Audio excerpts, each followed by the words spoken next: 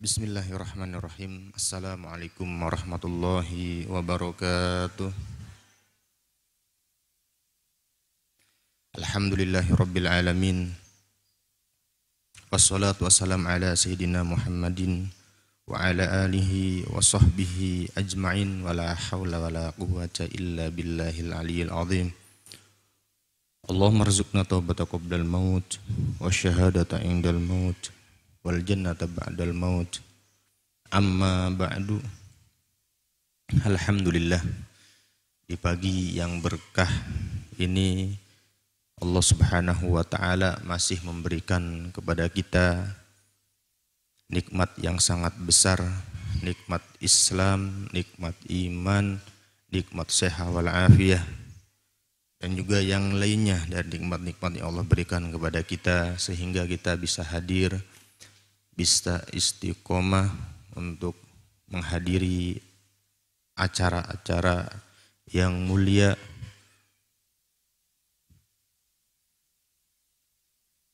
Yang saya hormati, yang saya muliakan guru kita semua, Buya Yahya, sekeluarga, keluarga beliau. Semoga Allah Subhanahu wa taala senantiasa memberikan kepada beliau dan keluarganya ilmu yang luas, yang berkah, yang manfaat, dan Allah memberikan kepada beliau panjang umur dalam ketaatan serta sehat walafiat pada beliau, keluarganya, dan Allah mudahkan semua urusan beliau, urusan dunia akhiratnya, urusan dakwahnya khususnya, dan Allah Subhanahu wa taala selalu mengabulkan hajat-hajat beliau, amin ya rabbal alamin. Dan Anda semuanya yang hadir di sini, orang tua kami, bapak dan ibu yang hadir di sini, dan pendengar dimanapun Anda berada, semoga kita semuanya Allah panjangkan umur kita dalam ketaatan serta sehat walafiat, dan Allah Subhanahu wa taala mengabulkan hajat-hajat kita, dan Allah Subhanahu wa taala memudahkan urusan kita semuanya. Amin ya rabbal alamin. Dan semoga kita selalu istiqomah dalam belajar mengajar, istiqomah dalam menjalankan kebaikan, istiqomah dalam hal-hal yang Allah ridhoi.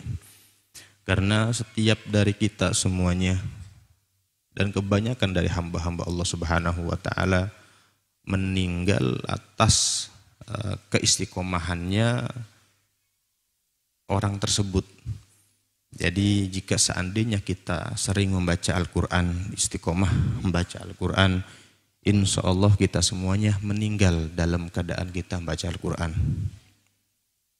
Seandainya kita semuanya insya Allah selalu hadir majelis ilmu, siapapun ulamanya, siapapun mereka ustadznya, kita hadir tempat tersebut, tentunya ilmu-ilmu yang manfaat, ilmu yang tidak menyimpang akidah-akidah kita, Ahlus Sunnah wal Jamaah intinya.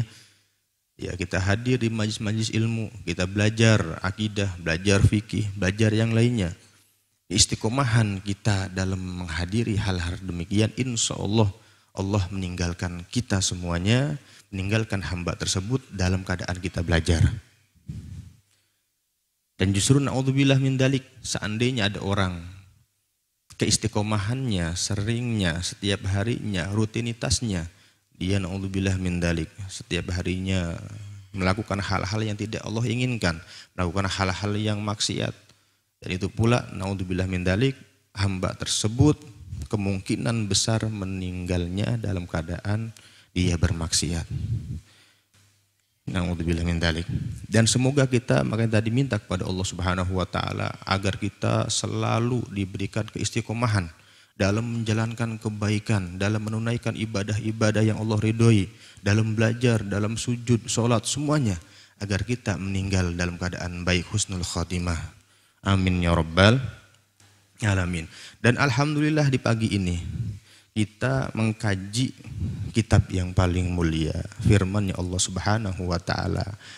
Membacanya insya Allah juga mengartikan, mentadabburinya apa-apa yang ada di dalamnya.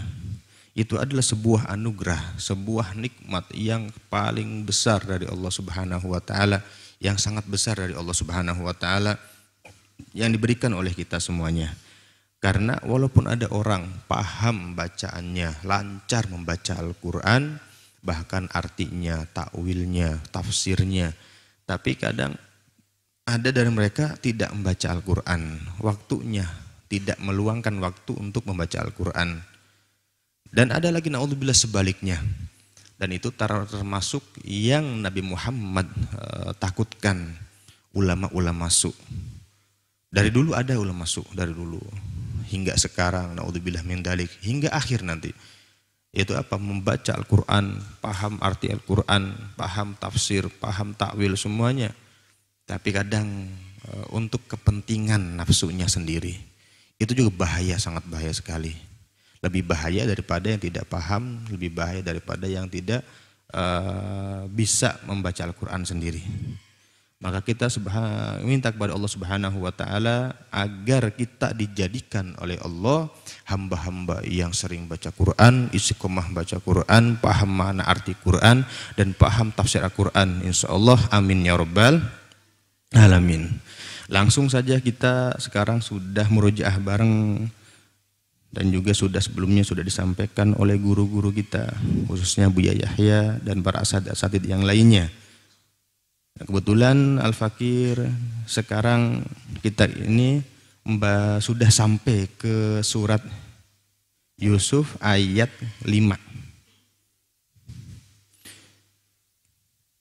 Yang sebelumnya yaitu ayat 4 yang sudah dibahas oleh ustadz-ustadz sebelumnya.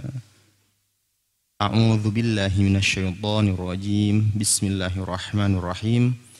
Idz qala Yusufu li abihi ya abati inni ra'aitu ahada asyara kawkaban wasyamsa wal qamara ra'aituhum li sajidin. Ini tentang kisah Nabi Allah Yusuf alaihissalam melihat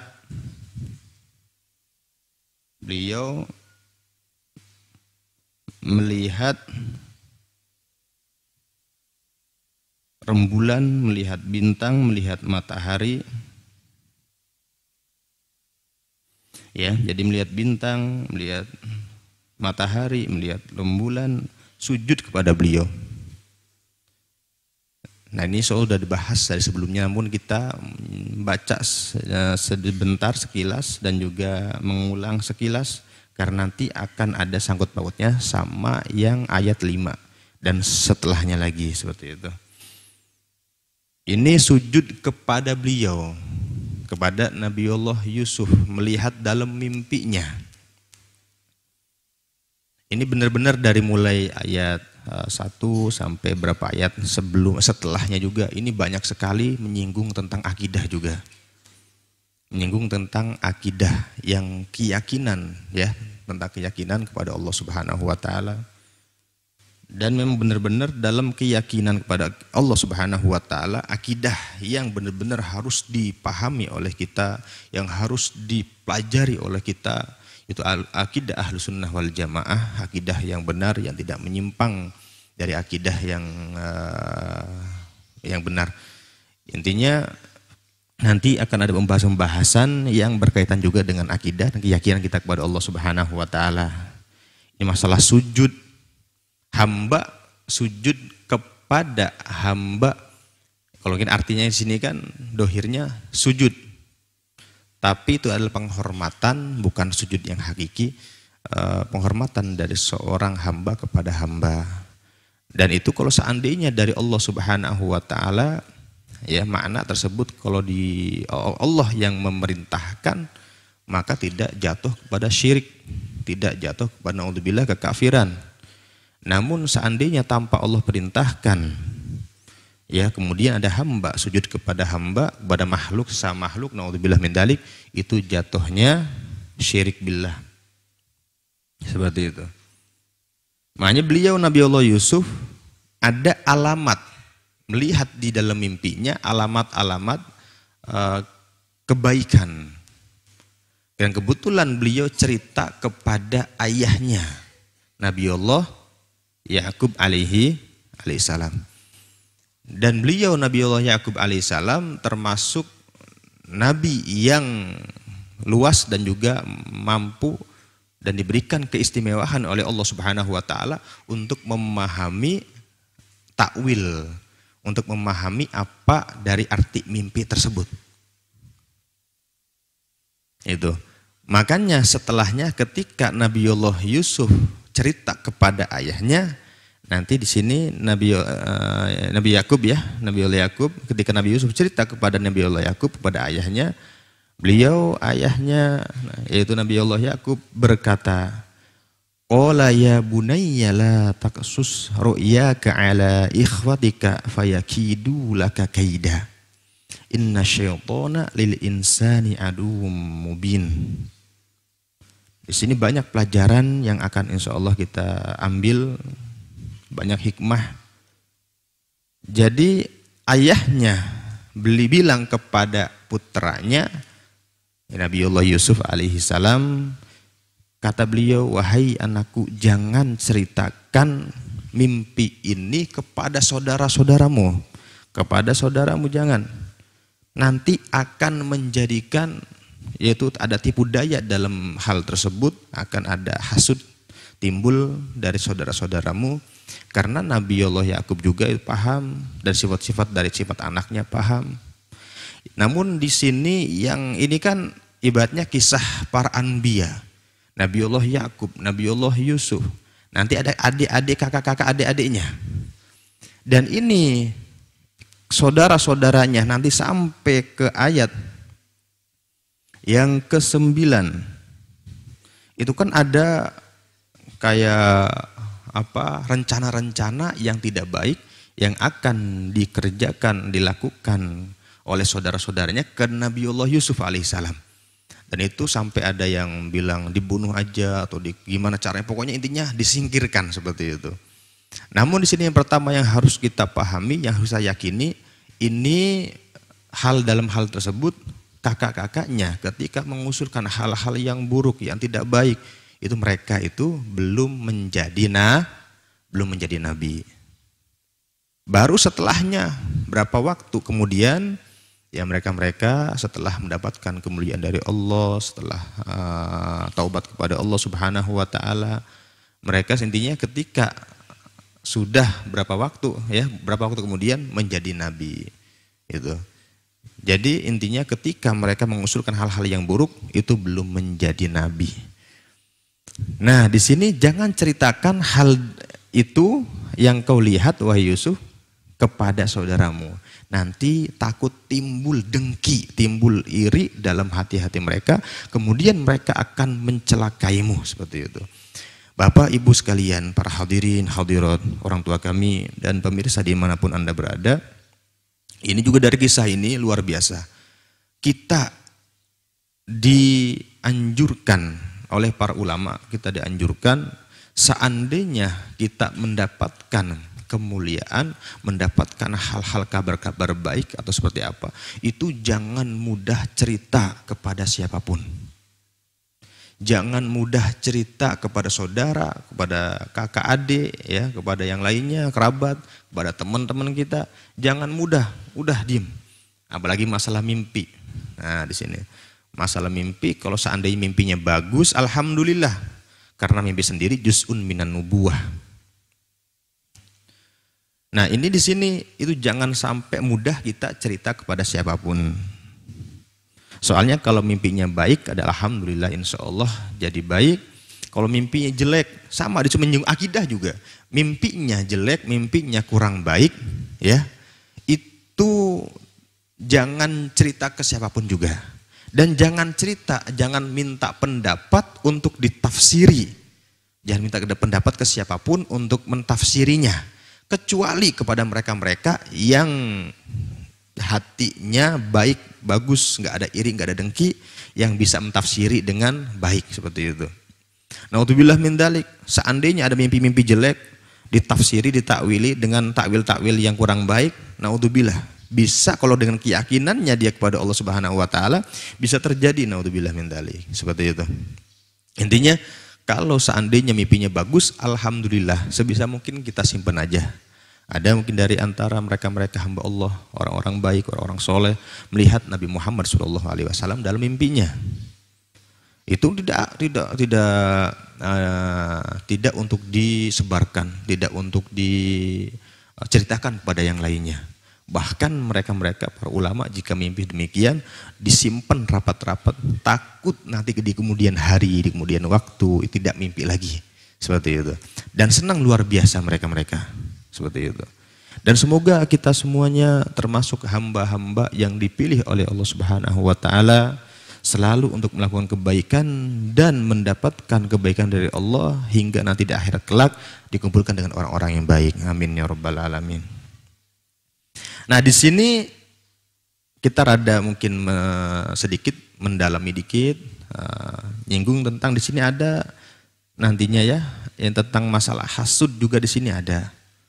Itu, naudzubillah min dalik. Tadi ketika kenapa kita nggak boleh cerita ke saudara kita, nggak boleh kita menceritakan kepada teman-teman kita, takutnya dari mereka kan ada yang gak seneng, takutnya dari mereka ada yang iri dengki, makanya disimpan. Makanya kalau memang hasud itu kan merusak amal ibadah kita. Nabi Muhammad SAW beliau bersabda, hasud itu hasud ya, ya'kulul hasanat, makan kebaikan pahala-pahala kita seperti kama ta'kulu annar al-hatoba, seperti api memakan ya kayu, seperti api membakar kayu, menghabiskan kayu, apalagi kayunya kering cepat habis ya. Jadi ibaratnya naudzubillah min dalik, kalau seandainya ini coba diterapkan juga di dunia pesantren, santri ya. Ada di antara banyak dari guru-guru itu seakan tuh memperhatikan mungkin ada lebih lah kepada salah satu muridnya. Atau memberikan amanah yang besar. Jadi guru memberikan kepada satu murid ya, dikasih amanah. Memang kalau makna ataupun maksud guru yang tahu. Bisa jadi diuji, bisa jadi yang lainnya. Namun ketika guru memberikan suatu amanah dan juga mempercayai orang tersebut, atau mungkin ada kabar gembira dari seorang guru, itu jangan langsung, kalau senang pasti harus senang. Jika senang ya harus senang dan luar biasa, dan itu harus benar-benar dijaga. Dan jangan sekali-kali sering menceritakan atau menceritakannya kepada teman-teman kita. Naudzubillah, salah satu hal yang nantinya di kemudian hari nikmat tersebut akan Allah cabut, itu dengan kita naudzubillah kita sering menceritakannya, apalagi nanti akan timbul nanti yang namanya sombong ataupun ujub atau riya. Itu nanti akan dicabut nikmat tersebut. Makanya sudah lebih baik saya diem. Antara kita sama Allah, antara kita sama guru kita. Antara kita sama orang yang mempercayai kita, seperti itu. Makanya seandainya ada orang yang mendengar atau tahu, takutnya mereka ada yang kurang suka ataupun ada yang iri, namanya manusia seperti itu. Dan sifat kita pribadi, jika ada guru, ada siapapun pimpinan kita, ya kalau dalam dunia mungkin bisnis, karyawan, itu percaya terus sama dia, ya. Kalau pribadi kita yang melihatnya, itu apa? Harus bersyukur, alhamdulillah dia telah diberikan nikmat oleh Allah, ya. Ini Allah telah memberikan nikmat kepadanya. Bersyukur, dan yang ada nantinya kita mengharap bukan dengki, bukan hasud. Ya, tanpa kita meminta kepada Allah Subhanahu wa taala tanpa harus kita dengki kepada dia. Tanpa kita harus hasud kepada dia, tanpa kita doa naudzubillah min dalik, apalagi doa sampai ya Allah hilangkan nikmatnya dari dia, tanpa harus seperti itu. Justru kita minta kepada Allah agar nikmatnya ditambah dan dijaga selalu darinya, dan juga kita mendapatkan nikmat serupa. Itu yang luar biasa, itu yang dianjurkan, seperti itu.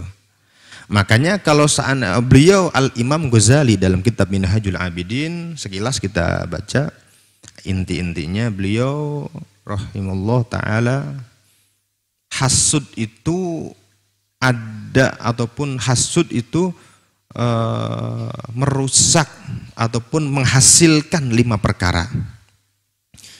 Yang pertama, merusak ketaatan kita kepada Allah Subhanahu wa taala atau taatnya kita akan rusak karena hasud tersebut. Yang pertama.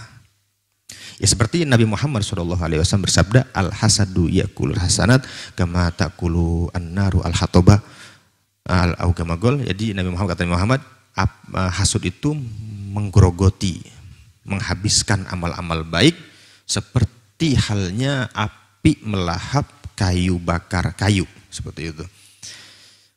Itu yang pertama, merusak. Bagaimana dia taat kepada Allah sedangkan dia sendiri naudzubillah min dzalik kerjaannya sering hasud kepada saudaranya, hasud kepada yang lainnya, seperti itu. Yang kedua, fi'lul ma'asi wasyurur, melakukan hal-hal yang bermaksiat.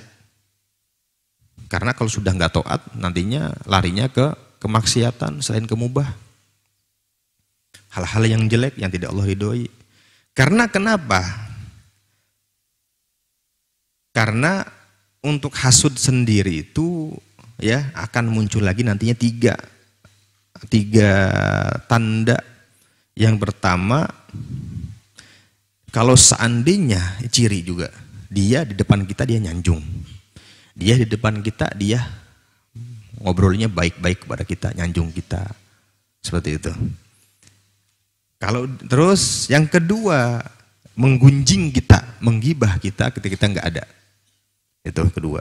Yang ketiga, dia diem, sembunyi tangan, dia ngumpet, sembunyi jika kita tertimpa musibah. Itu. Jadi ada tiga tanda. Yang pertama, kalau depan kita dia nyanjung, kebaikan, dua muka. Kalau terus setelahnya lagi yang kedua, seandainya dia di belakang kita, dia akan sebaliknya menggunjing kita, menjadikan kita nggak ada masalah bagi kita, justru kita sabar, pahala, bahaya untuk dia yang hasud. Terakhir, kalau ada musibah, temannya musibah, dia akan sembunyi tangan, tidak mau untuk membantu dan sebagainya. Terus setelahnya itu yang kedua. Yang ketiga, capek at-ta'ab wal ham min ghairi faidah. Capek, ya kan pasti akan berikan oleh Allah kesumpekan untuk orang tersebut. Ya hasud nggak ada kerjaan gitu. Hasud kepada orang, kepada saudaranya. Naudzubillah min dzalik. Yang keempat, buta hati, amal qalb. Sampai kenapa? Kenapa kau buta hati? Soalnya seandainya ini terjadinya, bahkanlah hasadaka hasadil ulama. Tidak ada hasud yang paling besar, yang paling gede seperti hasudnya para ulama.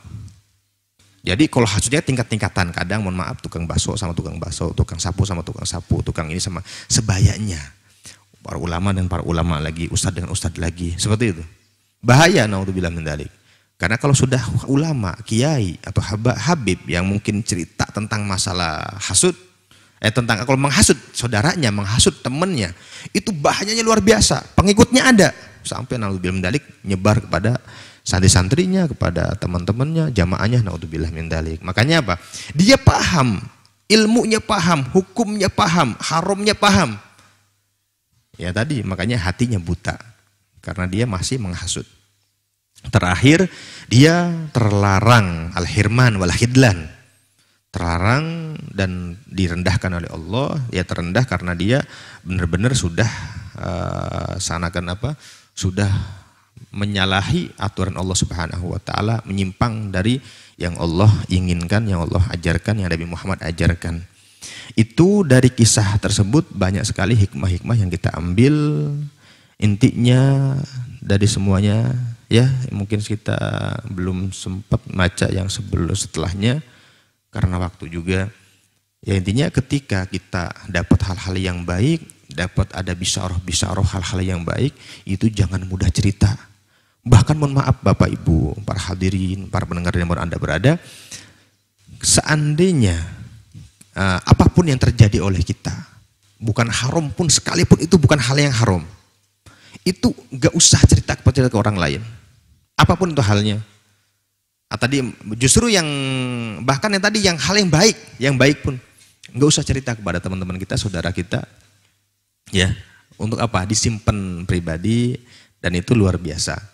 Karena tadi ada bahaya-bahaya menceritakan, apalagi kalau seandainya musuhnya kita, musuhmu itu tidak ingin mendengarkan apapun apalagi kebaikan dari kita. Seperti itu. Dan orang yang teman-teman kita pun sama, tidak perlu untuk mendengar sesuatu dari kita hal-hal ini. Kecuali ada hal yang penting. Kalau seandainya saya ceritakan kepada saudara kami, saudara kita, dia akan mengambil kebaikan dari apa yang saya kerjakan dari hal yang baik. Itu boleh kita cerita sedikit-sedikit agar diniatkan agar dia atau teman kita, saudara kita bisa mengambil manfaat atau mengikuti jejak kita yang baik-baik. Ya, tahadduts binikmah gitu. Dia tanpa kita sombong, tanpa kita hal-hal yang melebih-lebihkan atau cerita-cerita yang enggak seperti itu. Terus setelahnya, insya Allah masih ada waktu. Wa kadzalika yaztabika rabbuka wa yu'allimuka min ta'wilil ahadithi wa yutimmu ni'matahu 'alaika wa 'ala ali Ya'qub kama atammaha 'ala abawayka min qablu Ibrahim wa Ishaq inna rabbaka 'alimun hakim. Beliau Sayyidina Yusuf Allah pilih. Dengan kisah tersebut Allah memilihmu untuk